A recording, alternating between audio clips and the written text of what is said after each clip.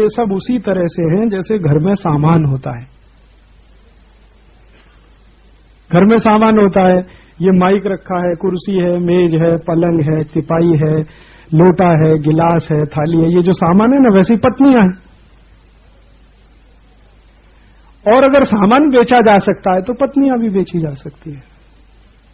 तो यूरोप में अभी तक 50 साल पहले तक पत्नियों को बेचने का एक बड़ा सिलसिला रहा है, रिवाज रही है, बेची जाती है महिलाएं, सौदा होता है उनका।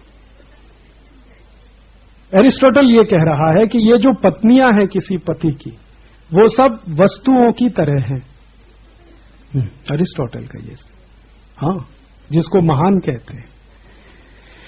अरिस्टोटल ये कहता है कि ये जितनी पत्नियां हैं वो सामान जैसी हैं। जैसे घर में सामान रखा जाता है वैसे पत्नियां रखी जाती हैं। सामान को उठा के फेंक दिया जाए तो पत्नियों को भी फेंका जा सकता है, सामान को बेचा जाए तो पत्नियों को भी बेचा जा सकता है, सामान में आग लगानी हो तो पत्नियों में भी आग लगाई जा सकती है।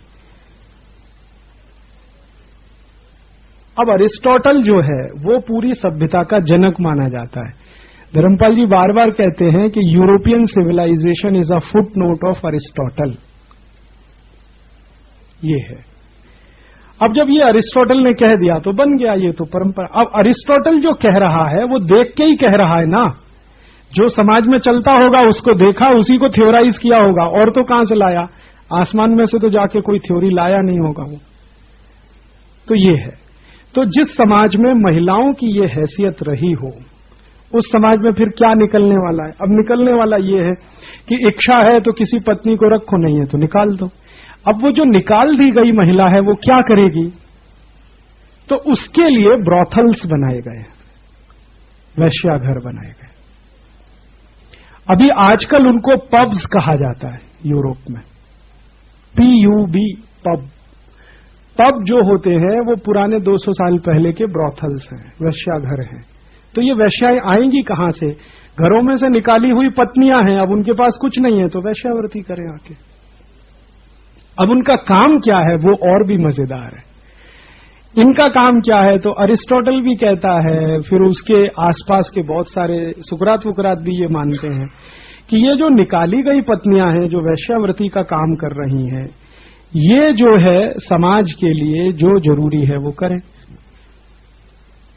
मैंने समाज के लिए किसी को सेक्स वासना की पूर्ति करनी है उसका काम करें, और या किसी को सेक्स एजुकेशन देना है उसमें लगें, वगैरह वगैरह जो भी।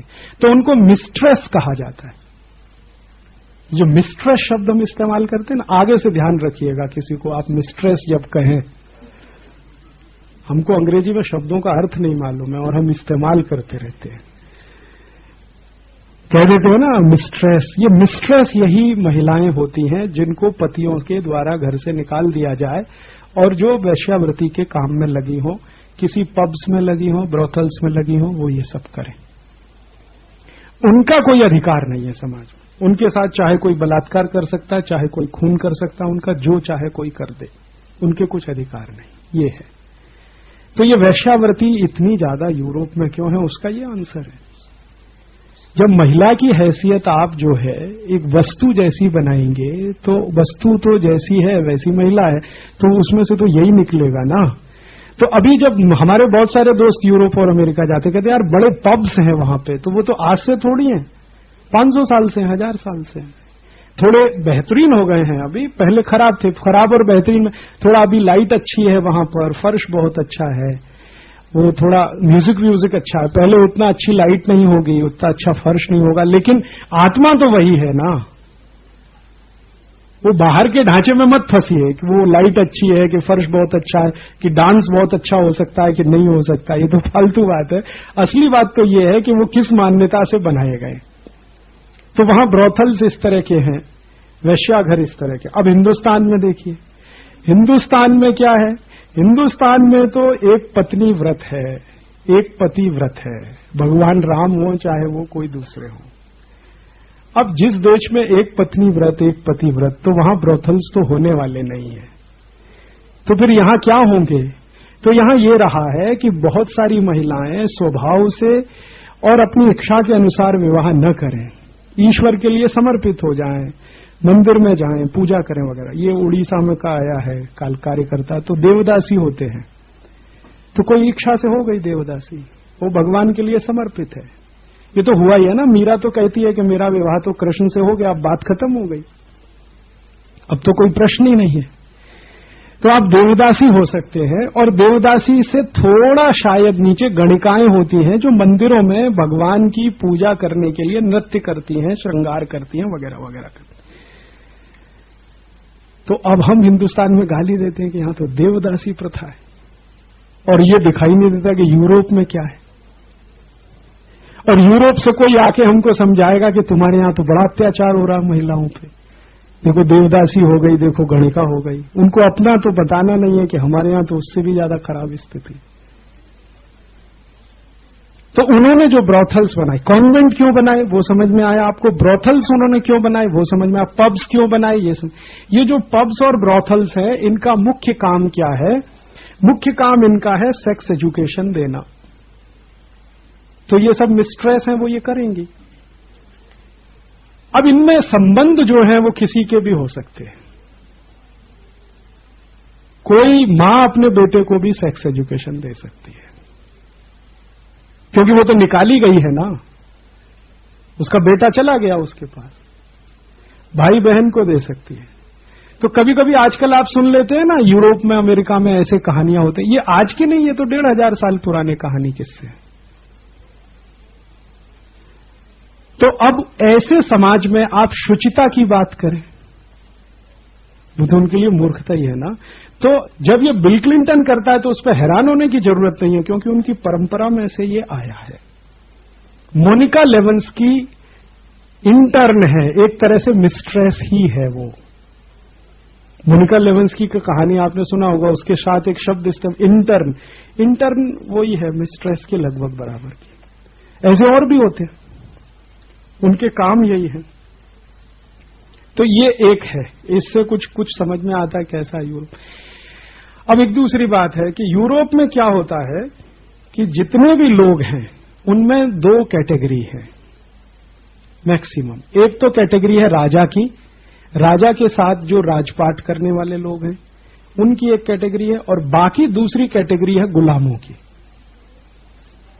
या तो आप गुलाम होंगे या तो राजा के साथ होंगे, तो आपको नोबल कहा जाएगा। नोबिलिटी उसी को कहते हैं, नोबल मैन उसी को कहते हैं, जेंटलमैन उसी को कहते हैं। ये जो जेंटलमैन शब्द है ना, वो वही है कि आप राजा के नजदीक हैं, आप उसके गवर्नर हो सकते हैं, उसके साथ सेनेटर हो सकते हैं, राज्यसभा के सदस्य हो सकते हैं, लोकसभा के सदस्य हो सकते हैं। तो ये जो सेनेटर्स हैं, गवर्नर्स हैं, ये सब जेंटलमैन हैं, भद्र पुरुष जिनको कहा जाता है। और राजा है, तो राजा और राजा के साथ उसके सहकारी, वो एक क्लास है जिसको आप शासक वर्ग कह सकते हैं। और दूसरा है जो गुलाम। इन गुलामों में कौन कौन आते हैं, तो उसकी पूरी एक लिस्ट है। जितने टीचर्स हैं वो सब गुलामों में आते हैं, जितने म्यूजिशियन हैं वो सब गुलामों में आते हैं, जितने कारपेंटर्स हैं वो सब गुलामों में आते हैं, जितना कलाकारी का काम करने वाले हैं वो सब गुलामों में आते हैं। बढ़ईगिरी है, लोहारगिरी है, चर्मकार के, ये सब गुलाम है। तो डॉक्टर ये भी गुलामों में है, पेंटर ये भी गुलामों में है, पोइट वो गुलामों में है। ये सब लोग गुलाम हैं, और राजा के साथ के जो लोग हैं वो जेंटलमैन। तो अब हो क्या रहा है कि जो शासक वर्ग है वो शासक वर्ग है, शासक वर्ग ही सब करता है, गुलामों को कुछ करने का अधिकार नहीं है। गुलाम वही करता है जो शासक कहे उसको, मालिक जो कहे वही करना है, आप अपनी अकल से सोच भी नहीं सकते। तो होता क्या है कि ये राजा हैं, राजा के गवर्नर्स हैं, सेनेटर्स हैं, वगैरह वगैरह, तो इनके बड़े बड़े महल हैं, महलों के पिछवाड़े हैं वो गुलामों के रहने के घर हैं। अब मैंने इसमें एक डिस्क्रिप्शन दिया है कि कोई गुलाम का घर कैसा होगा। तो गुलाम के घर वैसे हैं जैसी हमारी जेल। आपने जेल देखी है किसी ने अंदर से? हमने तो देखी है। जेल में जो बैरक होते हैं ना, लाइन से लाइन से लाइन से लाइन से बने हुए हैं, एक जैसे सब, ऐसे ही राजाओं के पिछवाड़े में बने रहा करते थे, उनमें गुलाम रहते थे, उनके लिए जेल हुआ करती थी। वो जेल अंग्रेजों ने हिंदुस्तान में क्रांतिकारियों के लिए बनाई है। ये जो आधुनिक जेलें बनी है ना हिंदुस्तान में, ये उसी डिजाइन से बनी है जिस डिजाइन से किसी राजा के घर का पिछवाड़ा होता था जहां पर उसके गुलाम रहा करते थे। तो जितनी सुविधाएं राजा अपने गुलामों को देता था, उतनी सुविधाएं हिंदुस्तान में जेल के कैदी को दी जाती हैं। अब वहां क्या होता है कि राजा का पिछवाड़ा है, पिछवाड़े में ये सब रहने वाले लोग हैं, तो उनको एक ड्रेस है, तो वो ड्रेस यहां जेल में भी है। आपको कुछ भी बोलने का, कुछ कहने का अधिकार नहीं, तो यहां भी है। जैसा राजा ने दे दिया वैसे ही खा लेना है, उसकी शिकायत नहीं करनी है, वो वहां है, वो यहां भी है। गुलामों का कोई अधिकार नहीं होता। और राजा जब चाहे गुलामों को मार सकता है, पीट सकता है, हत्या कर सकता है, उसको कोड़े मार सकता है, 2-2 हजार कोड़े मार सकता है, जो मैंने आपसे कहा, कुछ भी कर सकता है। इस तरह का है। तो उन्होंने हाँ, वही है। और आप देखो कि इन्हीं जेलों के जैसे एनक्लेव्स हैं। ये जो आप बड़े शहरों में जाएंगे ना, बड़े शहरों में आप देखते हैं एक जैसे लाइन से लाइन जो घर हैं, ये तो जेल पैटर्न के ही है ना सब। ये यूरोप से आया हुआ है, पूरा नकल किया हुआ है हमने। बंबई में जाइए, बड़े अपार्टमेंट हैं, क्वार्टर्स हैं। ये क्वार्टर तो गुलामों के रहने के लिए यूरोप में बनाए जाते हैं। आपने देखे ना, पीडब्ल्यूडी डिपार्टमेंट के लोग क्वार्टर में रहते हैं, रेलवे के अधिकारी क्वार्टर में। रेलवे के क्वार्टर देखें, हर एक क्वार्टर एक दूसरे से मिलता जुलता है, कहीं कोई भिन्नता नहीं है। ऐसे ही पीडब्ल्यूडी डिपार्टमेंट के क्वार्टर देख सकते हैं, ऐसे ही। तो जितने भी ये क्वार्टर्स हैं, ये क्वार्टर्स यूरोप के राजा का जो पिछवाड़ा है, उसकी सब नकल है, फोटोकॉपी है। हमारे यहां क्या होता है, कोई कहता है देखो रेलवे के क्वार्टर में रहता है, आहा बड़ी ऊंची चीज है, रेलवे के क्वार्टर में रहता है। और यूरोप में तो वो गुलाम के रहने की जगह है। हम अपार्टमेंट में रहते हैं, वो तो वहां गुलामों के लिए है। तो इसलिए उन्होंने क्वार्टर्स क्यों बनवाए हैं? क्योंकि राजा है, राजा का घर है, घर का पिछवाड़ा है, पिछवाड़े में नौकर हैं, नौकर माने गुलाम है। गुलामों में कौन कौन आता है? टीचर भी आते हैं, म्यूजिशियन भी आते हैं, पेंटर भी आते हैं, स्कल्प्टर भी आते हैं, कलाकारी का काम करने वाले भी आते हैं, खेती का काम करने वाले, ये सब नौकर हैं, गुलाम हैं। इनको रखने के लिए वो सब चाहिए, तो उसके लिए वो बनाता है। आउट हाउस सुना है आपने? आउट हाउस है ये। आउट हाउस तो उन्हीं के लिए है, गुलामों के लिए।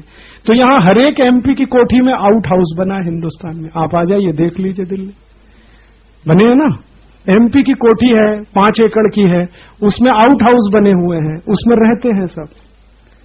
और अभी कोई गर्व से कहेगा मैं तो फलाने एमपी के आउट हाउस में रहता हूं दिल्ली में, तो बड़ी बात है। लेकिन यूरोप में तो वो सब गुलामों के रहने की जगह। तो उन्होंने जेलें बनाई हैं, पूरा जेल का उनका नकल वही है जो किसी राजा के घर के पिछवाड़े का है। वो भी इसीलिए, और क्या। हाँ, नहीं,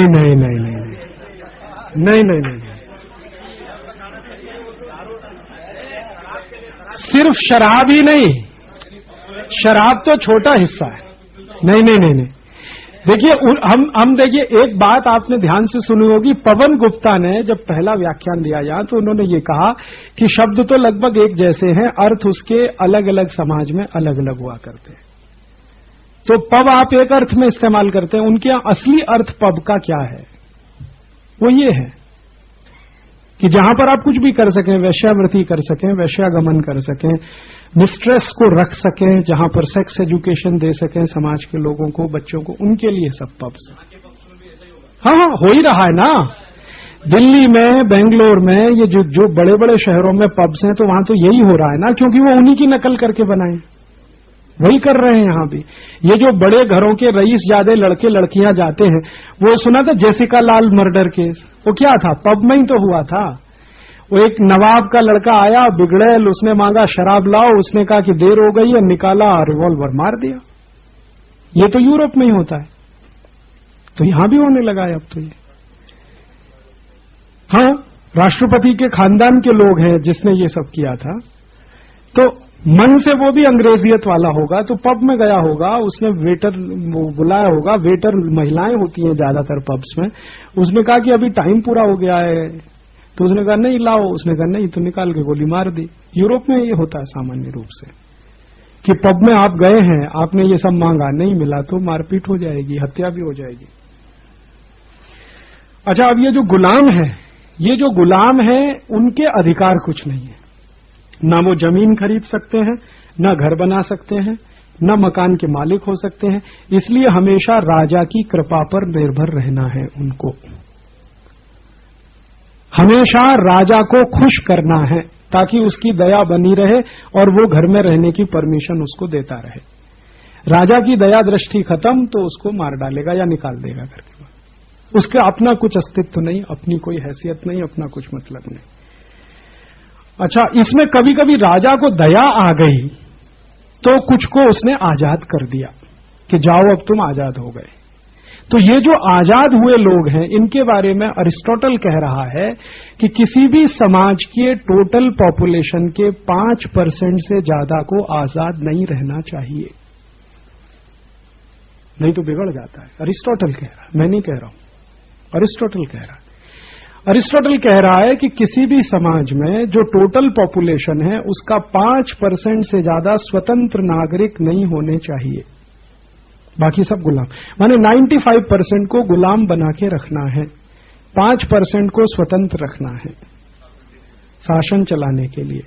और ये जो 5% लोग हैं इसी में सब आ जाएंगे, व्यापारी आ जाएंगे, उद्योगपति आ जाएंगे, राजा आ गया, गवर्नर आ गया, उसमें काउंसिल आ गई, मिनिस्टर आ गए, सेनेटर्स आ गए, राज्यसभा सदस्य लोग जो भी हैं उनके, ये सब जो रूलिंग क्लास है वो ये 5% में है।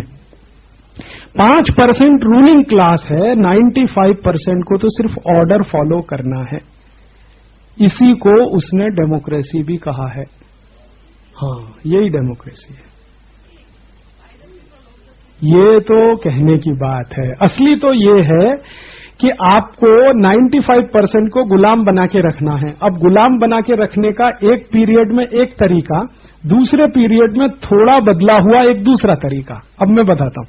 पहला पीरियड है राजा महाराजाओं का, ठीक है, तो यहां भी राजा महाराजा होते हैं, वहां भी होते हैं। तो वहां का जो राजा है वो कंट्रोल करता है पूरी प्रजा को। थोड़ा थोड़ा इसमें बदलाव आता है, तो बदलाव आता है तो क्या होता है, 8-10 राजा मिलकर एक कोई ग्रुप बना लेते हैं या कोई कार्टेल बना लेते हैं या राज्य बना लेते हैं, वो मिलके कंट्रोल करते हैं। हो गया, हाँ, एम्पायर जैसा खड़ा कर लिया। मैं बड़ा हो गया, बाकी मुझसे छोटे छोटे 10 हो गए, 20 हो गए, 50 हो गए, सबने मिलके बना लिया, तो सबके गुलाम लोग वो बड़े राजा के गुलाम हो गए। तो जो चक्रवर्ती है यूरोप में, वो चक्रवर्ती ऐसा है कि एक राजा, उसके अधीन 100 राजा, 100 राजा की पूरी प्रजा। अब जब अरिस्टोटल ये कह रहा है, और फिर मैं वो बात याद कह रहा हूं, the whole of European civilization is a footnote of Aristotle. माने अरिस्टोटल ने जो कहा है वही यूरोपियन सिविलाइजेशन का मर्म है पूरा। तो अरिस्टोटल जब ये कह रहा है कि 5% से ज्यादा को स्वतंत्र रहने की जरूरत नहीं है, 95% को गुलाम ही रहना चाहिए, तो अब उनके लिए सारी व्यवस्थाएं बनानी है। तो उन्होंने, देखिए, ये जो पार्लियामेंट्री डेमोक्रेसी है ये 14वीं शताब्दी का है।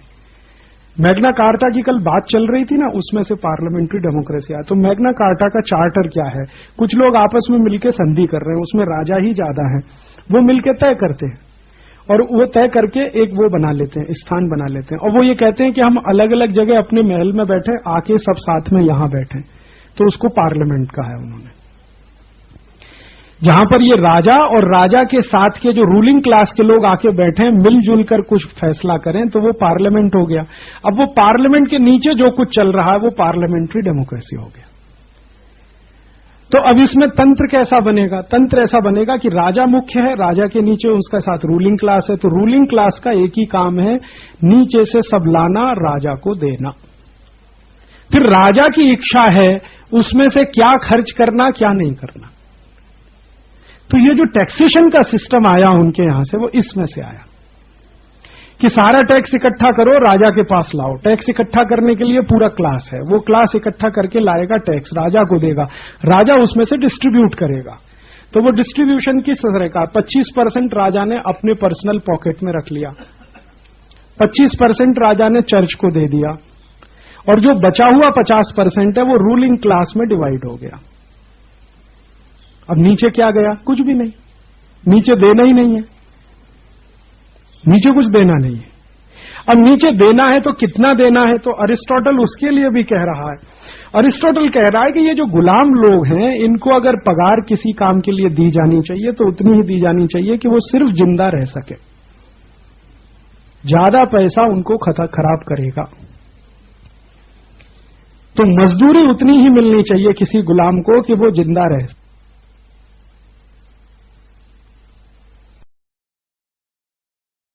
तो रूलिंग क्लास है, रूलिंग क्लास टैक्स इकट्ठा करके ला रहा है, राजा को दे रहा है, राजा 25% अपनी जेब में रख रहा है, 25% को वो बांट रहा है, चर्च को दे रहा है 25%, 50%, और जो 50% है वो रूलिंग क्लास में बट रहा है। तो टैक्स का ये डिवीजन हो रहा है। तो नीचे क्या पहुंचेगा? कुछ नहीं पहुंचेगा, नीचे से सिर्फ आएगा, नीचे जाएगा कुछ भी नहीं। ये सिस्टम को पार्लियामेंट्री डेमोक्रेसी कहते हैं। यही भारत में चल रहा है। नीचे कुछ जाता नहीं है, सब कुछ ऊपर ही ऊपर जाता है। अब वो राजा की जगह प्राइम मिनिस्टर है, ठीक है, प्राइम मिनिस्टर के साथ रूलिंग क्लास है, एमपीज हैं, एमपीज के साथ उसके सेक्रेटरीज हैं, सेक्रेटरीज के साथ अंडर सेक्रेटरीज हैं, वगैरह वगैरह। और जब वो अरिस्टोटल कहता है कि सिर्फ 5% को ही स्वतंत्र रहने का अधिकार है, 95% को तो गुलामी रहना चाहिए, तो भारत में आज देख लो आप, 5% ही स्वतंत्र हैं, आजादी उन्हीं के लिए है, 95% को तो गुलामी ही गुलामी है, और गुलामों की गुलामी है। तो ये जो पार्लियामेंट्री डेमोक्रेसी सिस्टम है, जिसको गांधी जी ने बड़े कड़े शब्दों में लताड़ा है अपनी पुस्तक में, वो तो इसी बात के लिए लताड़ा है कि पूरी तरह से ये, इसको प्रोस्टिट्यूट कहा है और बांझ भी कहा है। तो बांझ तो ये मतलब है कि इससे लोगों के लिए भला कुछ निकलेगा नहीं, और प्रोस्टिट्यूट इसलिए कि इसका कोई भी इस्तेमाल करता है। एक राजा आया उसने किया, दूसरा आया उसने किया, तीसरे ने किया, चौथे ने किया, पांचवें ने किया, वो इस्तेमाल होता ही रहता है। अब उस पार्लियामेंट्री डेमोक्रेसी को हम बड़े अहोभाव से अपने सिर पे उठाए लादे 56 साल से घूम रहे हैं कि देखो कितना अच्छा स्वतंत्रता मिल गई है, 15 अगस्त मनाओ, 26 जनवरी मनाओ, तिरंगा झंडा फहराओ, हम स्वतंत्र हैं। कहां स्वतंत्र हैं आप? और स्वतंत्रता क्या है वो उस दिन बेलजी भाई ने आपको समझाया, ये कानून, वो कानून, ये नियम, वो नियम, हर जगह से आपको बांध के रखो, क्योंकि स्वतंत्रता सिर्फ राजा को है, माने प्राइम मिनिस्टर को उसके लिए कोई नियम नहीं है क्या? प्राइम मिनिस्टर की कार यहां चाहे तो यहां से जा सकती है, वहां चाहे तो वहां से जा सकती है, ये सड़क तोड़ी जा सकती है, वहां हेलीपैड बनाया जा सकता है, ये सब राजा के लिए हो सकता है, वो प्राइम मिनिस्टर के लिए हो रहा है। तो पहले लूट का हिस्सा एक ही राजा के पास है, उसमें जब हिस्सेदारी 8-10 राजाओं के साथ मिलकर बट रही है, तो वही पार्लियामेंट्री डेमोक्रेसी हो गई है, इसमें से निकला है। अच्छा, फिर ये जो मालिक हैं और उनके जो नौकर हैं, गुलाम हैं और उनके नौकर, तो नौकरों को सब काम मालिकों के लिए करना है, ये अरिस्टोटल कहता है। वो कहता है नौकर को अपने लिए कुछ नहीं करना, जो करना मालिक के लिए करना, उत्पादन करना तो मालिक के लिए करना, सर्विस देनी है तो मालिक के लिए देनी है, कुछ भी करना है मालिक के लिए करना है, और मालिक को करने के लिए, अपने को जिंदा रखने के लिए कुछ करना है तो करना है। तो अब ये जो नौकर और मालिक है, इसका देखिए कैसा है। अब ये जो नौकर हैं, अभी यूरोप में आप जाएंगे तो आपको कई जगह पब्लिक बाथ्स मिलेंगे। पब्लिक बाथ माने सार्वजनिक स्नान घर, और लाइन के लाइन है, आप यूरोप में कहीं भी जाइए मिलेंगे। ये क्यों है? ये एक्चुअली सब नौकरों के लिए बनाए हुए हैं, गुलामों के लिए, क्योंकि उनके घर में बाथ्स नहीं होते, तो पब्लिक बाथ्स बनाए उन्होंने। और हमारे हिंदुस्तानी जब यूरोप घूमने जाते हैं, वो पब्लिक बाथ में नहा के आते हैं तो उसका 1 घंटे वर्णन करते हैं। हमारे एक मित्र हैं जिनका नाम है अक्षय कुमार जैन, वो थोड़े दिन पहले यूरोप की यात्रा पे गए तो बता रहे थे, तो भाई मैं तो फ्रांस में, पेरिस में पब्लिक बाथ में नहा के आया, बड़ा काम हो गया। असलियत तो ये है कि ये पब्लिक बात जो है राजा के गुलामों के लिए, क्योंकि गुलाम कहाँ रहते हैं, मैंने आपसे बताया, एक लाइन से लाइन जो दड़वे जैसे घर बने हुए हैं उनमें रहते हैं, ना वहां टॉयलेट है ना बाथरूम है, तो उनके लिए पब्लिक टॉयलेट्स हैं, पब्लिक बाथरूम है, उन्हीं में जाके वो नहा सकते हैं, धो सकते हैं। और नहाना धोना उस पर राजा का ऑर्डर है, आप इसको जरा ध्यान से सुनिएगा। रोज नहीं नहा सकते, राजा ने ऑर्डर दिया तो नहा लीजिए, हाँ रोज नहीं नहा सकते। अच्छा, रोमन एम्पायर जब है तो रोमन एम्पायर के राजाओं का मैंने इकट्ठा किया है कि कौन राजा कितने दिन नहाने का ऑर्डर देता है। तो सामान्य रूप से साल में 3 या 4 दिन, मैक्सिमम 4 डेज, अधिकतम। नीरो जो है ना, नीरो जो बड़ा सम्राट माना जाता है, नीरो के राज्य में मैक्सिमम साल में 3 बार गुलाम नहा सकते हैं, चौथी बार नहीं नहा सकते। अब उनको साल में 3 ही बार नहाना है, तो अब राजा उसकी व्यवस्था क्या कर रहा है, वो बताता है कि देखो भाई नहाना वाना तुम्हारे लिए इतना जरूरी नहीं, राजा के लिए जरूरी है तो नहाएगा, तुमको इतना जरूरी नहीं, तो तुम कुछ दूसरी व्यवस्थाएं करो। तो अब दूसरी व्यवस्था क्या, मान लो पसीना वसीना आ रहा है तो कुछ ऐसी व्यवस्था करो कि शरीर में से बदबू ना आए, तो परफ्यूम्स लगाओ, तो स्प्रे करो, तो ये करो। नहाने नहीं जा सकते, परफ्यूम चाहे तो 10 बार यूज कर सकते हैं, बाथरूम में नहाने नहीं जा सकते। ये है रिस्ट्रिक्शन है राजा का। अभी इसके आगे क्या है कि राजा का सवेरे जब दरबार लगेगा तो सारे गुलाम लाइन से उसको पहले गुड मॉर्निंग करेंगे, लाइन से गुड मॉर्निंग। और वो गुड मॉर्निंग में विश है कि आपकी सुबह अच्छी हो, हमारी हो या ना हो, आपकी जरूर अच्छी हो। तो अच्छी हो माने आपको सूरज का दर्शन हो जाए, आपका दिन अच्छा गुजरे, आपको ऐसा हो जाए वैसा हो जाए। तो ये गुलाम लाइन लगा के राजा को पहले गुड मॉर्निंग करेंगे, फिर राजा उनके काम को बताएगा कि अब आपको आज ये करना है, कल वो करना है, परसों ये करना है, नरसों ये करना है, तो वो काम पे जाएंगे। तो गुड मॉर्निंग का ये है, वो राजा के लिए है। बॉस को बोलती है कि नहीं? हाँ, तो वो बॉस राजा ही तो है हमारा, तो बॉस को गुड मॉर्निंग बोलते हैं, वहां राजा को बोलते हैं। अभी इसी तरह का कि अगर राजा को किसी गुलाम के व्यवहार के बारे में कोई सूचना मिल गई कि इसने कुछ गलत किया, माने गुड मॉर्निंग नहीं किया, अच्छा बीमार है तो भी जाना पड़ेगा गुड मॉर्निंग करने, तो और अगर आपने नहीं किया तो निकलवा के फिकवा देगा, कोड़े वोड़े से पिटवा देगा कि इसने गुड मॉर्निंग नहीं किया। फिर क्या है कि ये जो गुलाम है, जैसे इनको नहाने का अधिकार साल में 2-3 दिन है, वैसे ही मनोरंजन करने का अधिकार भी 2-3 दिन है साल में, या कभी कभी 4 दिन। कभी राजा बहुत लिबरल है तो साल में 10 दिन मनोरंजन करवा दिया, लिबरल है, बहुत है, उदार है, बड़ा दयालु है, कृपालु है, क्योंकि साल में 10 दिन मनोरंजन के लिए देता है। तो मनोरंजन में क्या है, एक तरफ राजा का मचान बना है, वहां राजा बैठा, उसका परिवार माने रूलिंग क्लास, नीचे सब गुलाम बैठे हैं, सामने कुछ हो रहा है, कुछ नाटक हो रहा है, कुछ नौटंकी हो रहा है, तलवारबाजी का खेल हो रहा है, वगैरह वगैरह। अब इसमें प्रॉब्लम क्या है? प्रॉब्लम यह है कि राजा हंसेगा तो गुलाम हंसेगा। हाँ, सुनिए आप इस पे, राजा हंसेगा तो गुलाम हंसेगा। राजा को हंसी नहीं आती, आप नहीं हंस सकते। अगर आपने किया तो एटिकेट के विरुद्ध है ये, आप सभ्य नहीं है, आप सिविलाइज्ड नहीं है।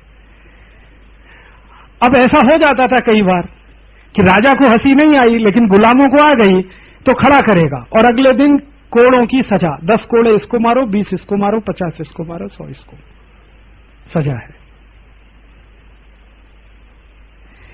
तो ये है, और इसी को वो गुलामी कहते हैं, और ये अपने लोगों के लिए कह रहे हैं। अच्छा, और समाज में राजा जब जा रहा है, पालकी निकल रही है, तो गुलामों का पहला कर्तव्य है कि लाइन लगा के उसको सलाम करें। तो रॉबर्ट क्लाइव की वो जो कहानी मैं सुनाता हूं ना आपकी कैसेट में, वो यही कहानी है। रॉबर्ट क्लाइव कह ये रहा है कि मेरे राज्य में अगर ऐसा कोई करे तो समझ में आता है ये हिंदुस्तानी भी मुझे सलामी देने के लिए सड़क के किनारे खड़े, इसका माने ये तो गुलाम होने की तैयारी में है, मन में आ गया है इनके। तो राजा की सवारी निकल रही है, तो सवारी निकल रही है तो सड़क के दोनों तरफ लोग खड़े हुए हैं, वो ये सब कर रहे हैं।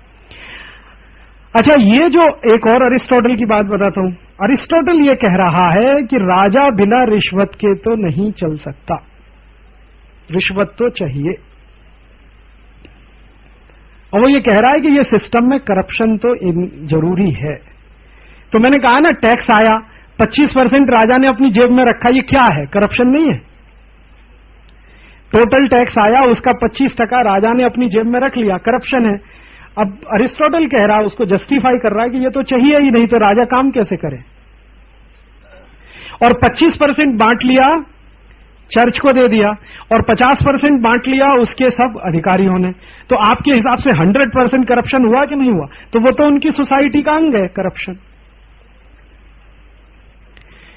और बाद में इसको दूसरे तरह से भी कहा जाता है, बार बार आपने सुना भी होगा कि ये जो सेंट्रलाइज सिस्टम है, करप्शन उसके लिए बहुत जरूरी है, बिना करप्शन के सेंट्रलाइज सिस्टम नहीं चलता, तो राजा का तंत्र भी नहीं चलता। वो कह रहा है अरिस्टोटल कि रिश्वत तो है, जरूरी ही है, और वो बटी हुई है, राजा है उसको सबसे ज्यादा मिलेगी, उसके नीचे चर्च को मिलेगी, उसके नीचे उसके जो रूलिंग क्लास के लोग हैं, अधिकारी हैं, उनको मिलेगी। और अगर कोई ऐसा करने में विफल रहे तो सजा है अधिकारियों को। और टैक्स के सारे